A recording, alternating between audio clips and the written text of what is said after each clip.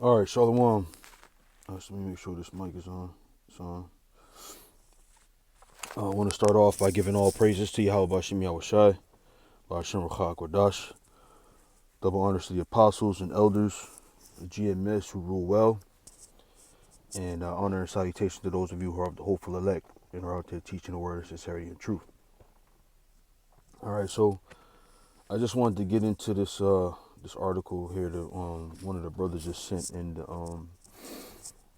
well, he may have sent it earlier. I just got a chance to take a look at it, but he sent it in the group chat nonetheless, and it's a story about some guy that went into a kosher store and shot up the place, shot a cop, shot the I don't I guess the clerks of the store, the owners of the store, I guess, and um I'm my guess is that this is a fabricated story, and it's about that time.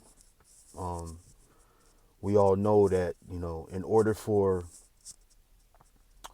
matter of fact, that reminds me of a scripture, but in order for Esau to come down on us, he has to create a propagated reason to do so, right? Because for the most part, by and large, people across the country and across the world have seen us, right? And there's nothing really worthy of, pardon me,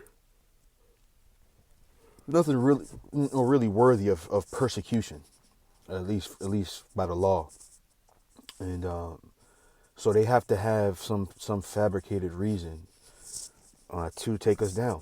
And this is the start of it. This is something small. This probably, I'm assuming, won't get much bigger than this. But the bottom line is they're building a case. Over the years, over the past 5 to 10 years, little stories like this have been coming out about the so-called black Hebrew Israelites, which we're not black Hebrew Israelites. We're just Hebrew Israelites. But they put that black title on it so they can pin us in a box. Which me personally, I hate titles. I stray away from them because of this. Because when they title something outside of what we are, our nationality is Hebrew Israelites. But when you title it Black Hebrew Israelites, and now there's a happenstance, and you can now put that title on it. It then it's all encompassing of all of us when you title it. So I me personally, I steer away from them, right? But anyway, let me go to the scripture I'm thinking of. I'm gonna open up another one of these. This is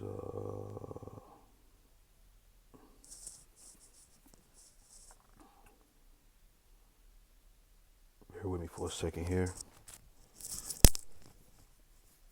I hope you can hear me. I really don't like using this screen recorder on this phone. I've had bad experiences with it, but we'll work with it. Let's see. Try that. Spelled it wrong. Give me a second here.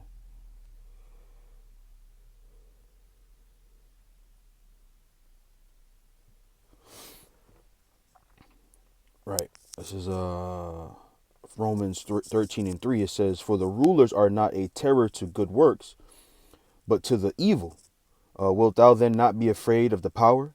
Do that which is good, and thou shalt have praise of the same." Right. So that's what we do. We make sure that our work on the highways and byways is a decent work.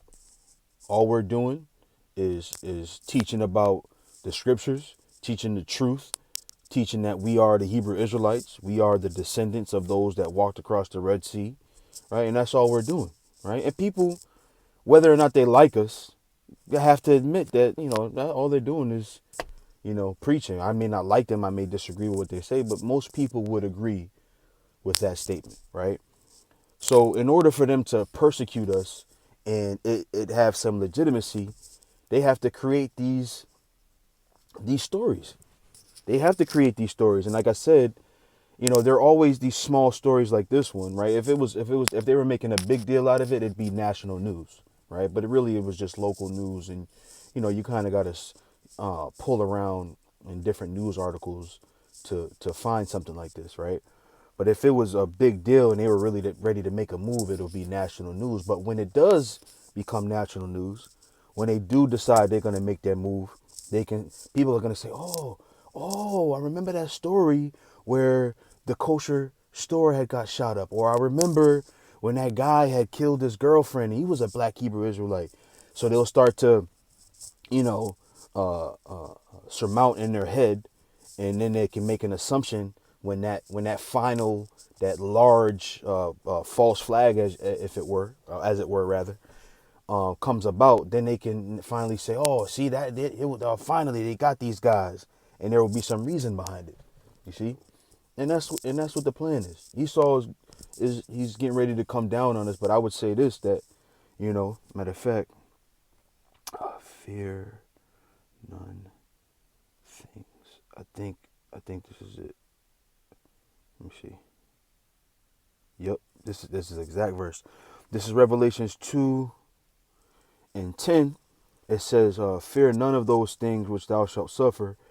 Behold, the devil shall cast some of you into prison, that ye may be tried, and ye shall have tribulation 10 days. Be thou faithful unto death, and I will give thee a crown of life." You see? So these things have to happen to us, so that we can then in turn show our faith.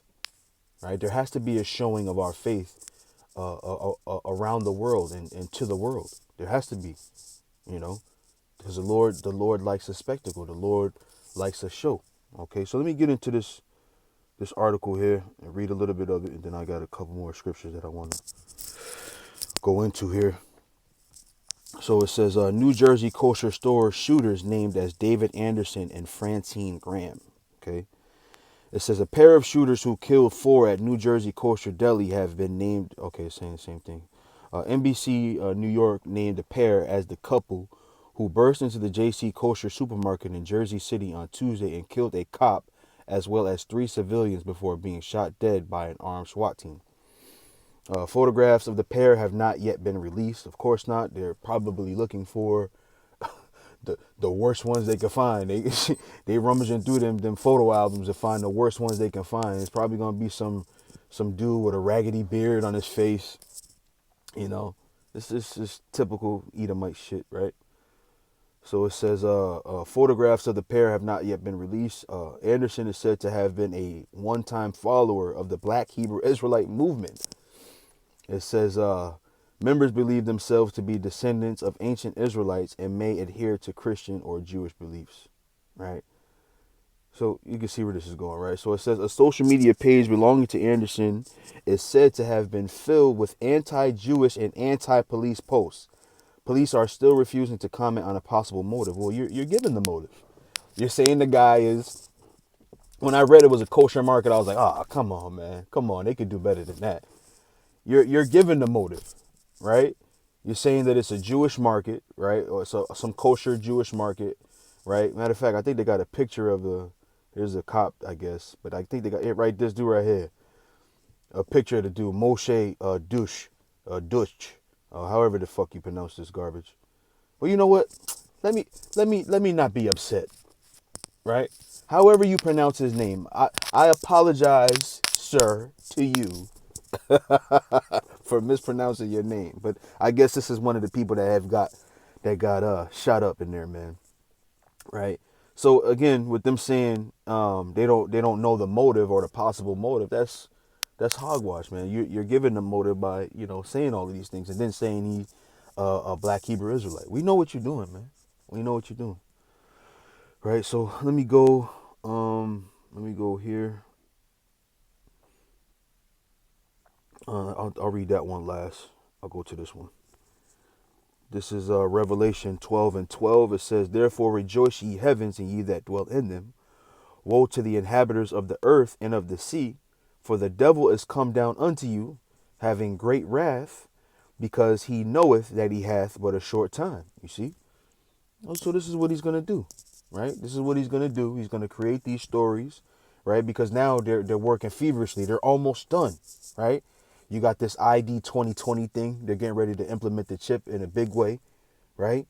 So in order for them to really do their thing, or for them to really conquer, right, to fulfill their enterprise, they got to make sure we're quiet, right? You got to hush the people that are telling the truth about what you're really trying to do, right? So this is the next step. This is the next step. Okay. Um, I got one more scripture to read, and I want to read something really quick.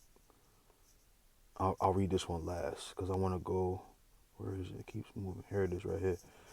So this is a Wikipedia on the Great Fire of Rome.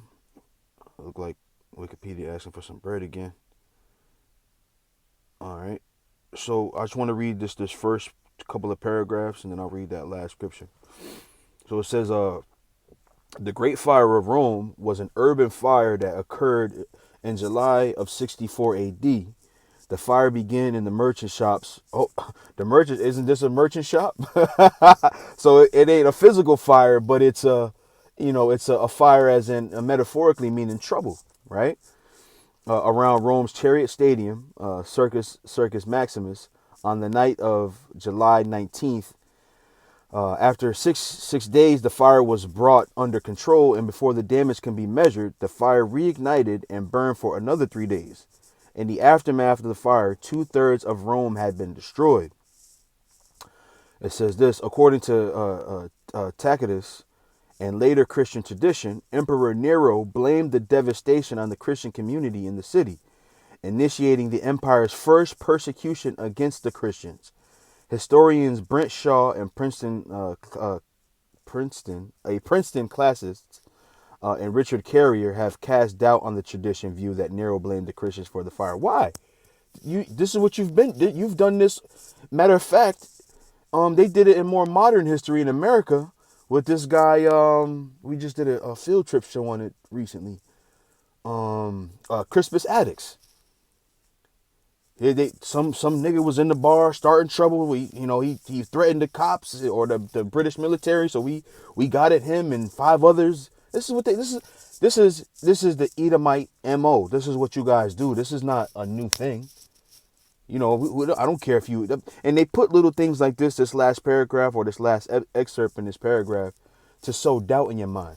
But you best believe that Nero blamed that fire on the Christians, because they needed to get the Christians out of there, right? And then from then on, 64 all the way up to 74 AD, we were persecuted to no end, man, until a complete utter destruction and removal from Rome, man. That's a fact. This is what you do. You've been doing it. Why change it up now? This is what you've always done. We already know that the Edomites lack creativity, right?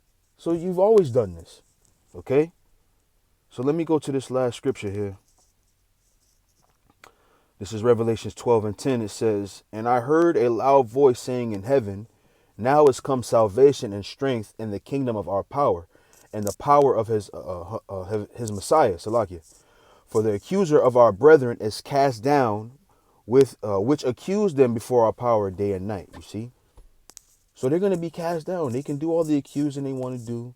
They can do all the fire starting they want to do, the troublemaking they want to do, and putting our name on it. Well, we already prepared for it, man. All right. So I would say this as a word of advice.